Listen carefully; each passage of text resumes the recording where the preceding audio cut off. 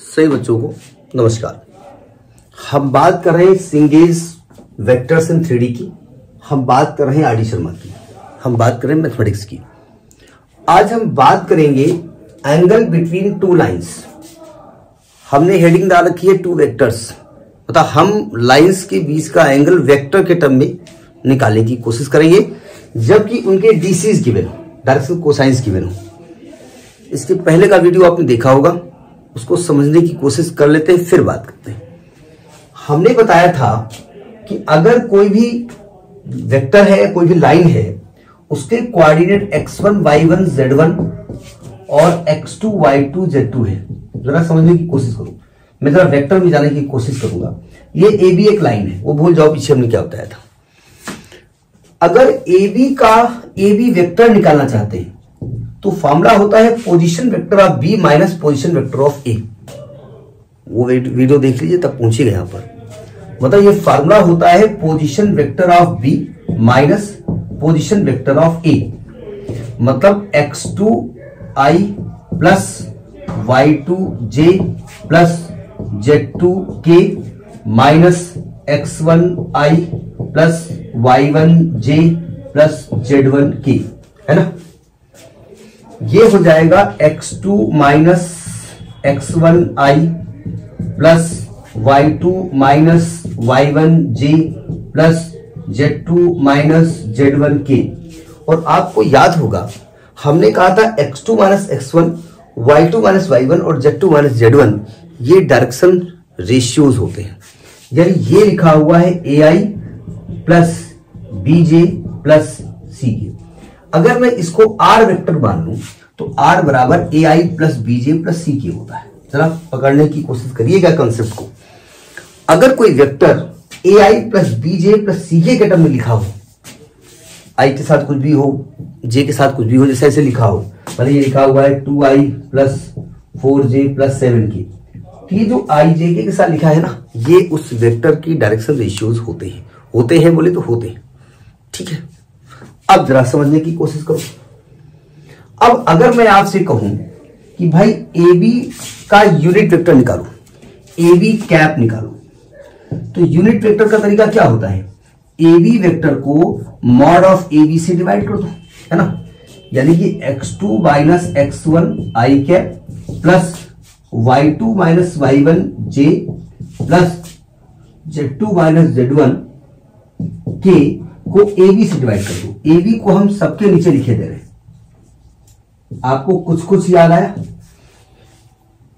जब आप x2 minus x1 को ए बी से डिवाइड करते थे तो भैया ये l बनता था, याद है ना।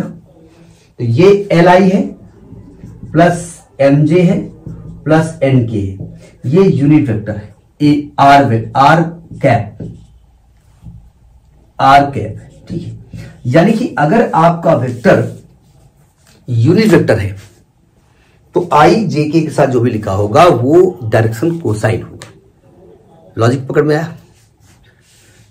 मतलब क्या कहना हम चाहते हैं? मतलब ये कहना चाहते हैं कि अगर आपको दो वेक्टर्स के बीच में एंगल चाहिए और वो डायरेक्शन कोसाइन के रूप में है तो वो वेक्टर जो लिए जाएंगे वो यूनिट वेक्टर लिए जाएंगे, ठीक। तो अब कंसेप्ट को पकड़िएगा, देखो ध्यान से।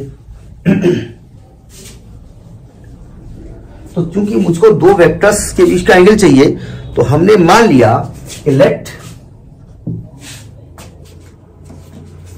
वेक्टर लिखेंगे, vector A, vectors A and B have DCs.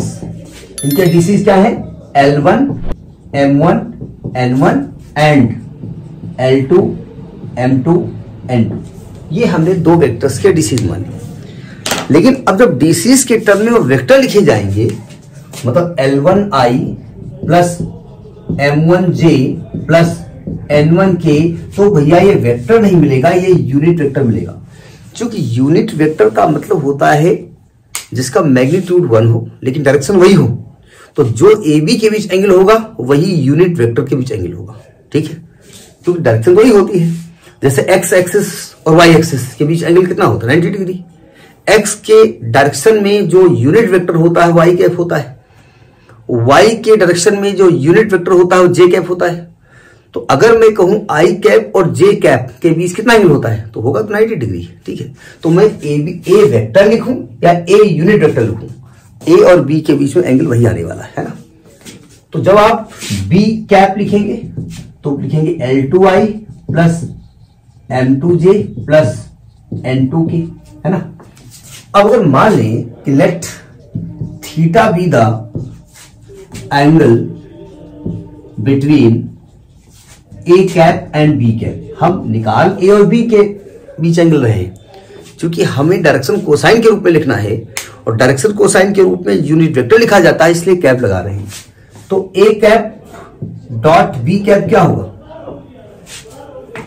A cap dot B cap क्या होगा, A cap dot B cap होगा mod of A cap into mod of B cap into cos theta. आप जानते हैं, जरा value रखो उठा करके, L1I plus M1J plus N1K dot L2I plus M2J plus N2K is equal to A cap is unit vector, और unit vector की जो डेफिनेशन होती है कि हुज मैग्नीट्यूड इज 1, तो ये 1 हो गया, ये 1 हो गया, तो आएगा कॉस थीटा। ठीक है, अब जब इसको खोलेंगे तो आई डॉट आई 1 होता है, जे डॉट जे 1 होता है और के डॉट के 1 होता है, तो क्या आने वाला है L1 L2 plus M1 M2 plus N1 N2 is equal to cos theta. तो इस प्रकार से हम दो लाइंस के बीच एंगल निकाल सकते हैं if their direction cosines are L1 M1 N1 and L2 M2 N2। बात समझ में आ गई। अब यहां एक आध स्पेशल केस लिख लेते हैं, ये नोट करिएगा।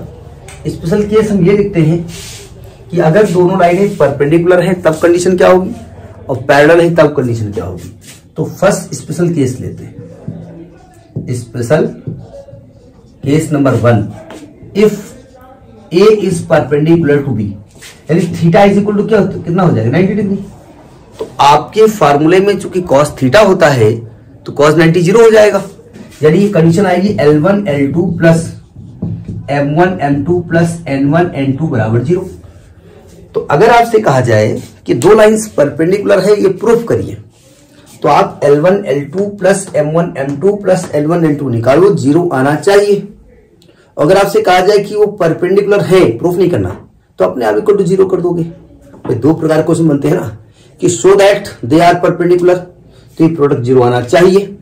अगर आपसे कहे दे आर परपेंडिकुलर तो अपने आप 0 कर दोगे। दूसरा केस थोड़ा टेक्निकल है, मतलब समझने वाला है। If A is parallel to B, यानी थीटा 0 डिग्री आएगा। अब 0 डिग्री में अगर आप cos 0 लिखोगे तो कंडीशन तो आएगी L1 L2 plus M1 M2 plus N1 N2 बराबर 1। तो ये कंडीशन कहीं लिखी नहीं होती है, ये प्रूफ लोग करते हैं। तो कैसे प्रूफ करेंगे, देखिए ध्यान से। दो वेक्टर पैरेलल कैसे होते हैं जरा समझिएगा। हम एक वेक्टर है, एपी वाजपेयी मेरा नाम है, एपी, और अमिताभ बच्चन भी एक वेक्टर मान लेते हैं, A B, AP and A B. अब वो मेरे पैरेलल खड़े हो जाए, मतलब एपी ये मैं हुआ और ये ए बी, ये पैर दोनों के बराबर होंगे ना, ए बी पैरेलल है। तो कैसे आप मानेंगे कि ए बी जो है ना Amitabh Bachchan vector is 1.5 times of AP vector. कह सकते हैं ना, नहीं कह सकते। मतलब Amitabh Bachchan is some times of AP Vajpayee, parallel की कंडीशन ही होती है। अब मान लो वो सर के बल खड़े हो जाए, यहां इनका सर हो, ऐसे हाथ हो, यहां ऐसे पैर हो, और हम ऐसे खड़े हुए हैं, ऐसे हम हैं, मेरे पैर ऐसे नीचे हैं, तब क्या होगा, तब भी दोनों पैरेलल हैं, या माइनस बन जाएगा। मतलब अगर दो वेक्टर पैरेलल हैं तो एक वेक्टर दूसरे का कुछ टाइम्स होगा। ठीक है, तो पैरेलल के लिए ये वाली कंडीशन हम अप्लाई नहीं करते हैं। ठीक है, कैसे अप्लाई करते हैं कि जो ए वेक्टर है, क्योंकि यहां यूनिट वेक्टर है, वो some times of B vector होगा, यानी A cap is lambda times of B cap. कुछ टाइम्स होगा, 1.5 टाइम्स होगा, 1.5 टाइम्स होगा, जो भी 1.5 1.5 ही होता है। तो ए कैप बोले तो L1I plus M1J plus N1K is equal to lambda times of L2I plus M2J plus N2K। जब दोनों तरफ के आई जे के कोफिशिएंट्स को आप इक्वेट करोगे तो क्या आने की संभावना है, तो ये आ जाएगा आपका L1 is equal to lambda times of L2, यानी L1 अपान L2 बराबर लैम्डा। इसी प्रकार से M1 अपान M2 बराबर लैम्डा, N1 अपान N2 बराबर लैम्डा। यानी पहले के लिए क्या करोगे, L1 अपान L2, M1 अपान M2, N1 अपान N2 निकालोगे और तीनों इक्वल आने चाहिए। और किसके इक्वल आएंगे, वो जो भी होगा वो लैम्डा होगा। यहां भी वही केस, अगर आपसे कहा जाए लाइन्स आर पैरेलल, तो ये आप अपने आप इक्वल कर दोगे, और कहा जाए show that they are parallel, तो ये इक्वल होना चाहिए। भाई अगर कोई चीज शो करने के लिए कही जाए तो ऐसा होना चाहिए, अगर ऐसा है तो अपने आप इक्वल कर दोगे, ठीक है।